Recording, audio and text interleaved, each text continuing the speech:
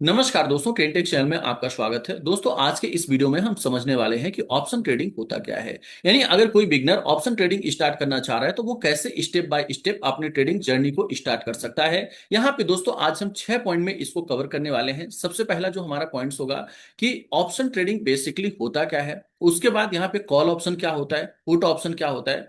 Call option put options को हम compare करके बताएंगे। उसके साथ साथ हम आपको 3 बेसिक ट्रेडिंग स्ट्रेटजी बताएंगे जो कि आप ऑप्शन ट्रेडिंग के लिए फॉलो करके और ट्रेड इनिशिएट कर सकते हैं। उसके साथ ही हम यहाँ पे बात करने वाले हैं रिस्क मैनेजमेंट के 5 गोल्डन रूल।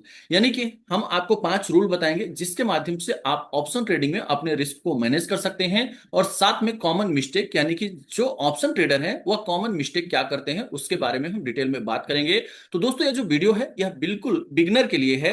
अगर आप प्रो ट्रेडर हैं या आप काफी समय से कर रहे हैं और ये सारी जानकारी है तो आप इस वीडियो को स्किप कर सकते हैं। लेकिन अगर आप बिगनर हैं, नए हैं, तो इस वीडियो में अंत तक बने रहिएगा ताकि आपको सारी चीजें प्रॉपर स्टेप बाय स्टेप समझ में आ सके। दोस्तों, सबसे पहले हम यहाँ पे ऑप्शन को समझते हैं कि ऑप्शन होता क्या है। दोस्तों, यहाँ पे फॉर एग्जांपल के लिए आप समझें कि जैसा कि आप देखें कि निफ्टी हो गया। निफ्टी जैसे कि इसका स्पॉट प्राइस 24,000 है। अब आप निफ्टी में ट्रेड करना चाहते हैं, लेकिन यहाँ पे निफ्टी स्पॉट में ट्रेड नहीं होता। और वहीं पे अगर आप देखें तो फ्यूचर में होता है। इसका लॉट साइज है जो है वो 65 का है। अगर दोस्तों 24,000 के हिसाब से 65 के लॉट साइज में अगर आप ट्रेड करने जाते हैं तो लगभग आपका यहाँ पे जो इन्वेस्टमेंट लगेगा वह 15 से 16 लाख रुपए का इन्वेस्टमेंट लगेगा। यानी अगर एक लॉट में आप ट्रेड करना चाह रहे हैं तो यहाँ पे 15-16 लाख का मार्जिन कैपिटल की रिक्वायरमेंट होती है। इसमें आपको ब्रोकर के माध्यम से मार्जिन मिलता है। फिर भी आप यहाँ पे 2.5 से 3 लाख के आसपास मान के चलें कि आपका एक लॉट फ्यूचर में ट्रेड करने के लिए इन्वेस्टमेंट की रिक्वायरमेंट होगी। वहीं पे अब होता क्या है ऑप्शन में, जैसा कि आप मान लीजिए कि ये निफ्टी हो गया 24,000 स्पॉट। अगर इसका आप कॉल ऑप्शन ट्रेड करने जाते हैं तो मान लीजिए इसका जो ऑप्शंस का प्रीमियम है वह 200 है और इसका जो लॉट साइज है वह 65 का है। तो अब आपको कैपिटल की रिक्वायरमेंट कितनी होगी, यहाँ पे 13,000 रुपए। इसको आप मल्टीप्लाई करेंगे तो 13,000 निकलेगा। अब आप मान लीजिए आपको ऐसा लग रहा है कि ये जो निफ्टी है ये आगे आने वाले समय में बढ़ के 24,200 हो जाएगा। 24,200 होता है तो यहां पे अगर आप एटीएम में ट्रेड करते हैं, एटीएम मतलब होता है एट द मनी, यानी कि जो स्पॉट प्राइस होता है उसके अगर आसपास की ही आप स्ट्राइक प्राइस लेते हैं तो उससे बोला जाता है एटीएम। तो अगर आप एटीएम पे ट्रेड करते हैं और निफ्टी में स्पॉट में 200 पॉइंट का मूवमेंट आया तो उस कंडीशन में स्पॉट प्राइस में 100 पॉइंट का मूवमेंटम मिलेगा। तो मतलब ये जो 200 का प्रीमियम है ये क्या होगा, बढ़ के आपका 300 हो जाएगा। यानी ये कितना हो जाएगा, 300 हो जाएगा। अब यहाँ पे आपको कितना कितना पॉइंट गेन निकल रहा है, 100 पॉइंट निकल रहा है। अब यहाँ पे लॉट साइज 65 का है। तो क्या हुआ, आपने यहाँ पे लगाया कितना था, 13,000 रुपए लगाया था और आपको गेन कितना मिल गया, 6500 रुपए का यहाँ पे आपको प्रॉफिट आ गया।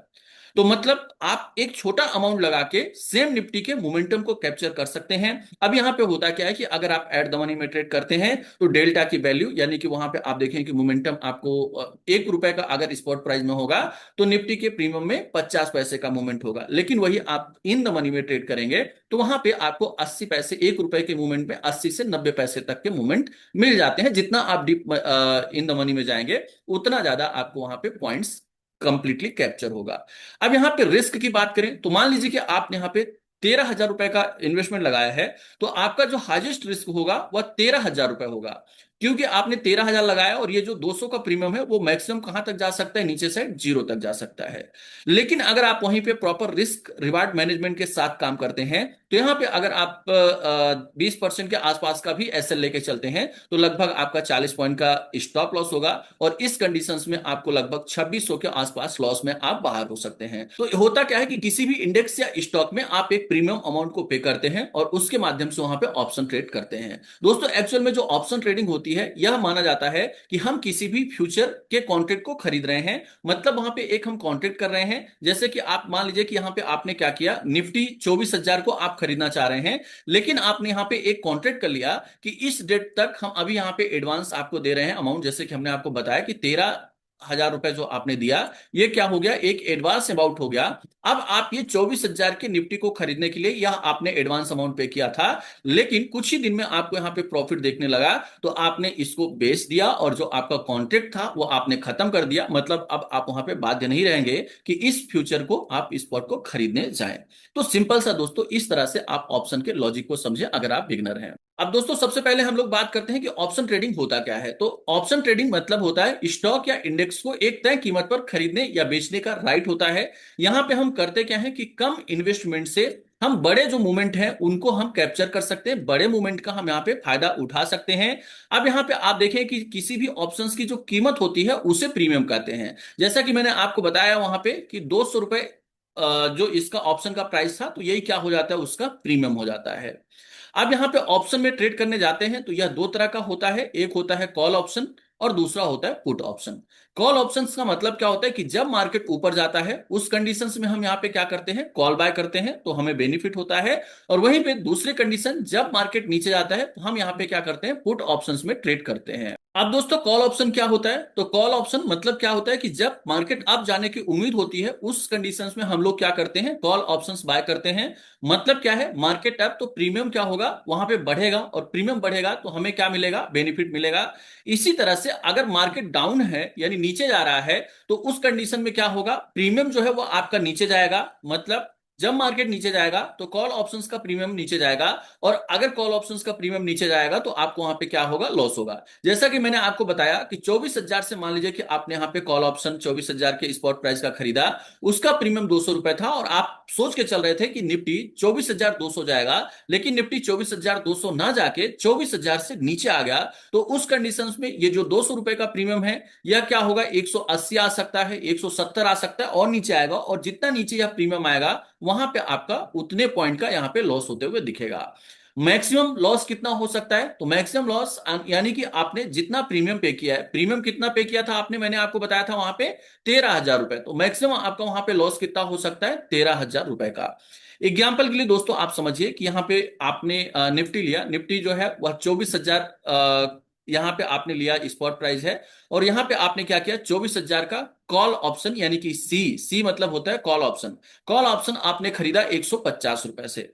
तो यहां पे इन्वेस्टमेंट आपका कितना लगा, 9,765 रुपए का इन्वेस्टमेंट लगा। अब अगर मार्केट ऊपर गया, तो मार्केट ऊपर गया तो निफ्टी, अब यहां से आप मान लीजिए कि निफ्टी जो है वह 24,200 हो गया, तो प्रीमियम हो गया यहां पे आपका 300 रुपए। अगर प्रीमियम 300 रुपए हो गया तो जैसा कि मैंने आपको बताया था कि कितना गेन आएगा, तो जो ये 150 रुपए का प्रीमियम था, 150 रुपए का प्रीमियम बढ़ के 300 रुपए हो गया। मतलब गेन पॉइंट्स कितने आए आपके, 150 पॉइंट आए, मल्टीप्लाई 65 कर देंगे तो आपका कितना बेनिफिट निकल के आ गया, 9,750 रुपए। इसी तरह से दोस्तों अगर हम पुट ऑप्शंस की बात करें, तो पुट ऑप्शंस में क्या होता है कि जब मार्केट डाउन जाने की उम्मीद होती है उस कंडीशंस में हम लोग क्या करते हैं, पुट ऑप्शन को बाय करते हैं। अगर यहां पे मार्केट डाउन गया तो उस कंडीशन में क्या होगा, प्रीमियम बढ़ेगा। इस बात को आप ध्यान रखिएगा कि अगर पुट ऑप्शन में क्या होता है, लोग इसी पे कंफ्यूज हो जाते हैं कि पुट खरीद रहे हैं मतलब नीचे जाएगा तो फायदा होगा, लेकिन ऐसा नहीं होता। ऑप्शन के केस में दोनों के प्रीमियम बढ़ते हैं। मतलब अगर मार्केट नीचे जाएगा तो पुट का प्रीमियम बढ़ेगा, और मार्केट ऊपर जाएगा तो कॉल का प्रीमियम बढ़ेगा। तो यहां पे मार्केट अगर डाउन जाएगा तो आपका क्या होगा, प्रीमियम प्लस में जाएगा, ऊपर जाएगा, उस कंडीशन में आपको प्रॉफिट होगा। दूसरी कंडीशन, मार्केट अगर अप गया तो प्रीमियम क्या होगा, पुट ऑप्शन का वो घटेगा, और अगर प्रीमियम घटेगा तो यहां पे आपको क्या होगा, लॉस। यानी मैक्सिमम लॉस कितना होगा आपका, जो आपने प्रीमियम पे किया है वही मैक्सिमम आपका वहां पे लॉस होगा। एग्जाम्पल के लिए आप समझिए कि यहाँ पे निफ्टी जो है वह 24,500 है, और आपने क्या किया, 24,500 का पुट ऑप्शंस खरीदा 120 रुपए से। अब यहाँ पे जो इन्वेस्टमेंट की रिक्वायरमेंट थी वह 7,800 यानी 7,800 रुपए का इन्वेस्टमेंट लगा। अब मान लीजिए कि मार्केट नीचे गिरा, तो उस कंडीशंस में निफ्टी लगभग आपका यहाँ पे कितना हो गया, 24,200 हो गया, तो प्रीमियम हो जाएगा लगभग 350 रुपए का। यानी जब यहाँ पे निफ्टी में आपका 300 पॉइंट के आसपास का करेक्शन आया, तो 300 पॉइंट के करेक्शन में आपका प्रीमियम मान लीजिए कि हो गया 350 रुपए। तो उस कंडीशंस में 350 माइनस 120 यानी 350 माइनस 120 मल्टीप्लाई 65, तो यहां पे आपका कितना प्रॉफिट हो गया, आपका 14,950। अगर यहीं पे आपका प्रीमियम यानी मार्केट क्या है वो ऊपर साइड जाता, और यहां पे अगर आपका प्रीमियम नीचे आ जाता, तो उस कंडीशंस में आपको मैक्सिमम लॉस कितना होता, 7,800। यानी कि जो आपने इन्वेस्ट किया था, अगर आप यहां पे प्रॉपर रिस्क मैनेजमेंट के साथ काम नहीं करते तो आपका 100% भी कैपिटल यहां पे लॉस हो सकता है। अब दोस्तों यहाँ पे हम बात करेंगे स्ट्रेटजी के बारे में कि कैसे आप यह डिसाइड करें कि हमें कॉल खरीदना चाहिए या पुट खरीदना चाहिए। तो दोस्तों यहाँ पे सबसे पहले हमने पहली स्ट्रेटजी लिया है यहाँ पे आपका trend following plus ATM options. तो जब आपका ट्रेंड जो है वह हायर हाई यानी कि पॉजिटिव साइड में बना रहा होगा तो उस कंडीशंस में हम कॉल ऑप्शन बाय करेंगे। और वहीं पे बियरिश हम व्यू तब देखेंगे जब लोअर हाई लोअर लो यहाँ पे कैंडल फॉर्म कर रही हो, यानी कि जब कैंडल नीचे साइड जा रही हो तो उस कंडीशंस में हम क्या करेंगे, यहाँ पे पुट ऑप्शंस में ट्रेड इनिशिएट करेंगे। तो हमें यहाँ पे दोस्तों ध्यान रखना है कि जब चार्ट में हमें कैंडल दिखे कि हायर हाई फॉर्मेशन हो रहा है तो उस कंडीशंस में हमें कॉल ऑप्शन में बाय करना है। और जब वहीं पे मान लीजिए कि जो लोअर लो आपकी कैंडल बनने लगी कि आप देखें कि लोअर हाई से लोअर लो के साइड में कैंडल का फॉर्मेशन होने लगा तो उस कंडीशंस में हम यहाँ पे क्या करेंगे, पुट ऑप्शन में ट्रेड करेंगे। दोस्तों हमेशा हमें ध्यान रखना है कि अगर हमें अच्छे मोमेंट्स को कैप्चर करना है तो वहां पे एटीएम पे ही आप ट्रेड करिए। एटीएम का मतलब हमने आपको बताया कि जो स्पॉट प्राइस होता है उसके आसपास के ही जो स्ट्राइक प्राइस होते हैं उसी को बोला जाता है एटीएम। अगर आप एटीएम में ट्रेड करते हैं तो हमने आपको बताया कि डेल्टा की जो वैल्यू है वह 0.5 होती है। मतलब अगर स्पॉट में 1 रुपए बढ़ेगा तो आपके प्रीमियम का यहाँ पे 50 पैसे का मूव आएगा। तो मतलब आपको क्या होगा, यहाँ पे प्रॉफिट जो है वो कैप्चर करने की पॉसिबिलिटी बढ़ जाएगी। अब यहाँ पे मैक्सिमम जो स्टॉप लॉस आपको दोस्तों लेना है आपके प्रीमियम का लगभग 30 से 40%। यानी कि अगर आपने यहाँ पे 100 रुपए का ऑप्शन आपने खरीदा तो मैक्सिमम जो एसएल है वह 70 या आपको 60 का रखना है।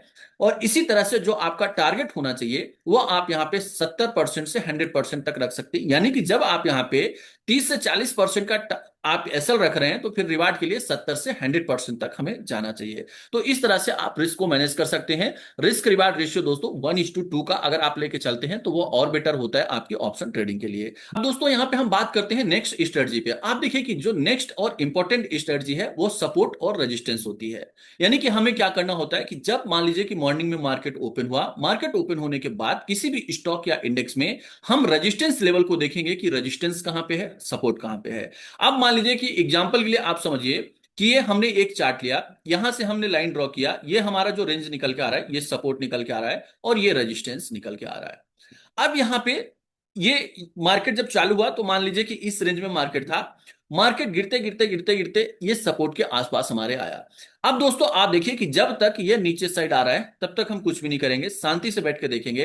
लेकिन जब ये आप देखिए कि ये कैंडल एक यहाँ पे हैमर बनाया, हैमर आप मान सकते हैं, और उसके साथ जैसे दूसरी जो कैंडल बन रही है ये आप देखिए कि इसके ऊपर, तो मतलब हमें यहाँ पे क्या समझ में आया कि जो सपोर्ट है स्ट्रांग है, वो ब्रेक नहीं होने वाला है और प्राइस जो है वहां से क्या कर रहा है, सपोर्ट से रिवर्सल आ रहा है। तो अब हम क्या करेंगे, यहाँ पे हमारा बाय की पोजीशन हम यहाँ पे बना सकते हैं और आप देखेंगे कि फिर ये प्राइस में अप मूव आना चालू होगा।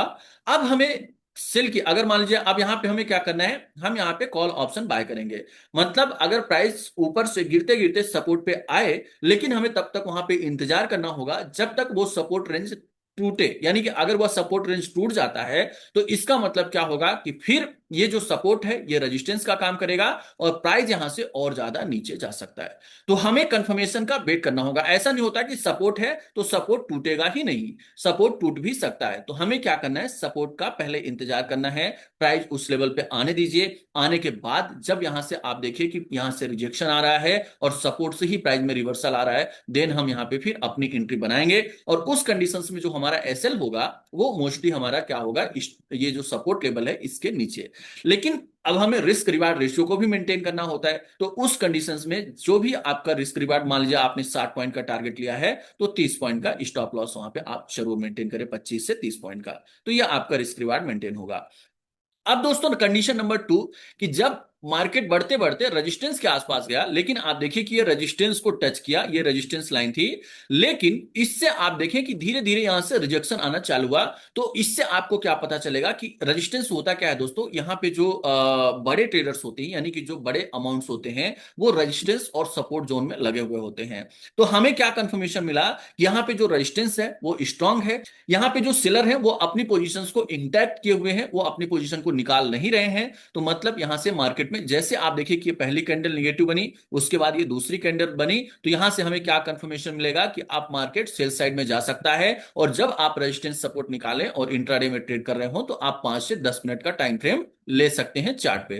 तो इस तरह से आप यहां पे पुट साइड का ट्रेड इनिशिएट कर सकते हैं रेजिस्टेंस और सपोर्ट की हेल्प से। तो दोस्तों मैं उम्मीद करता हूं कि यह बात आपको समझ में आ गई होगी कि रेजिस्टेंस और सपोर्ट के माध्यम से कैसे आप ट्रेड को आइडेंटिफाई करें। दोस्तों यहां पे हम थर्ड स्ट्रेटजी पे बात करते हैं। थर्ड स्ट्रेटजी जो है वो ऑप्शन चेन कंफर्मेशन है। यानी अब जैसा कि हमने आपको बताया कि रेजिस्टेंस सपोर्ट हमने निकाला, लेकिन हमें वहां पे ऑप्शन चेन से भी कंफर्मेशन लेना होगा।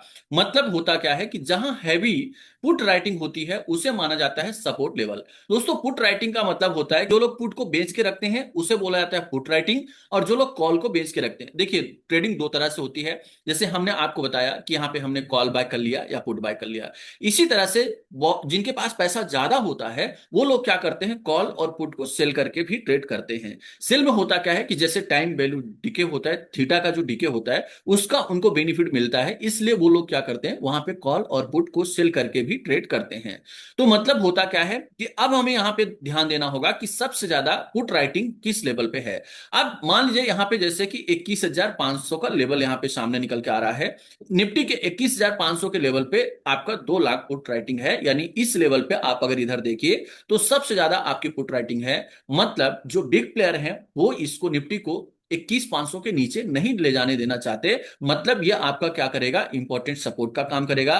और अगर प्राइस इसके आसपास आता है तो यहां पे आप कॉल ऑप्शन बाय की पोजीशंस को क्रिएट कर सकते हैं।